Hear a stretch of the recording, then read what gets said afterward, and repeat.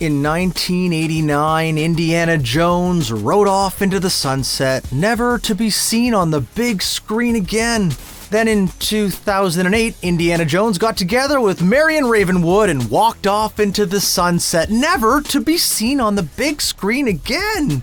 And then this year, Indiana Jones sort of got back together with Marion Ravenwood and stayed in his apartment, never to be seen again on the big screen. What I'm saying is, every time we think we've seen the last of Harrison Ford as Indy, we get proved wrong. But if Dial of Destiny really is Ford's final adventure, then here's a hot take.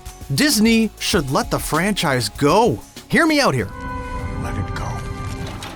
The way things currently stand, Harrison Ford's future with the Indy franchise is uncertain. He has seemed pretty firm in interviews about this being his final ride, and there's a definite feeling of things being brought full circle, but there is still some ambiguity here, and you've got to imagine that the Disney bean counters are hoping that he could be persuaded back. But I mean, come on, the guy's 81. Dial of Destiny is pretty much preoccupied with him being too old for all this. And Ford looks old on screen, to the extent that I sometimes felt a bit anxious watching him do stunts. Although, let's be honest, we all hope that we look half that good when we reach 81 years of age, right? There's also the fact that these big goodbyes that Harrison Ford has done for his iconic characters have not set the box office on fire. Rise of Skywalker was a disappointing close to the Star Wars sequel trilogy. Blade Runner 2049 was critically acclaimed but underwhelming financially, and Dial of Destiny had some seriously mixed reviews and mediocre box office. I wouldn't blame Harrison Ford for deciding that, yeah, this is the final big legacy appearance. He's enjoying himself with roles like Apple TV comedy Shrinking, so maybe he'd prefer to see the remainder of his career with smaller scale character parts rather than the heavy-duty requirements of Hollywood blockbusters. And honestly, would that be such a bad thing? She raw-dogged me at the cheese store. What do you think raw dogging means? Okay, so I'm just gonna come out and say it. There is no Indiana Jones without Harrison Ford, and Disney should not try to make that happen. The actor and the character are inextricably linked to the public imagination. Harrison Ford is Indiana Jones. In fact, the adventuring archaeologist was arguably a vehicle for the actor's particular type of charisma rather than a character as such. The guy's not deep. He's pure wish fulfillment, and even though there have been some affecting moments with the older version in the last couple of movies, those are also dependent on the particular magic of Harrison Ford. And think about it, who could possibly fill his shoes? Chris Pratt was talked up for a long time, but at this point, I think we've all come to our senses. Pratt has a very specific energy that works well in the right role, and it's absolutely not Indiana Jones energy. There's, well, really nobody who can compare to peak Harrison Ford. And make no mistake, audiences will be comparing the whole time any potential recast version is on screen. We could make the case for a minor Harrison Ford cameo in the 6th movie as he passes the whip over, maybe to Phoebe Waller-Bridge's Helena, but even then, what's the point?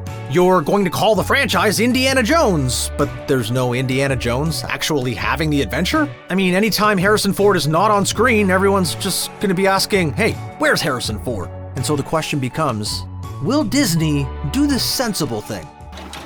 Spoiler alert, that answer is obviously no. Disney is the biggest, richest, and most powerful entertainment monopoly on the planet, and a lot of that size, money, and power is down to the company being ruthless about the intellectual properties that it owns. It will reboot, remake, sequelize, and generally squeeze every single drop of cash and fan goodwill out of those properties, and Indy is no different. You think that the disappointment of Dial of Destiny is going to dilute the value of the Indiana Jones IP in the minds of shareholders? No. Unfortunately, it's only a matter of time before we see some sort of announcement about the future of the franchise, and that announcement is unlikely to be, hey, everybody, we are not going to make any more Indiana Jones movies. There's been talk of a Disney Plus show, potential spin-offs, reboots, or heck, even more fun with de-aging. But it's all just talk and rumor at this point, mainly because the Disney bigwigs know how important Harrison Ford is to the franchise. They know that Indiana Jones fans are attached to that actor, and they know that those fans will be very vocal about any new direction for the franchise.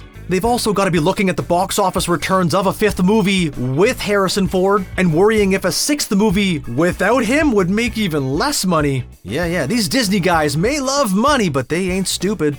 The lack of a plan may also be down to some fundamental shifts going on in the entertainment industry right now. Audiences are becoming jaded with the flaws of the streaming model. Creatives are so concerned about the viability of their industry that they've been forced to go on strike. And studios just want to make sure that the cash keeps rolling in. Oh yeah, and AI is hanging over everybody's head like a big scary question mark. And even though the success of Barbie and Oppenheimer have shown that there's life left in the movie theater experience, disappointments like The Flash and Dial of Destiny are warning signs that the bloated blockbuster model might have had its day. And where does the Indiana Jones franchise belong in a landscape like that?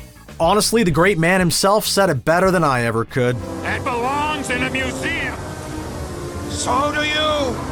If you think about it, the best person to play Indiana Jones going forward is the audience. After all, that's why we watched that first trilogy, to imagine the thrill of being a daredevil archaeologist, traveling the world, punching people, romancing, all that good stuff. So what I'm getting at is just make it a VR experience where we get to play Indy, huh? Yeah, virtual reality Indiana Jones. I'm in.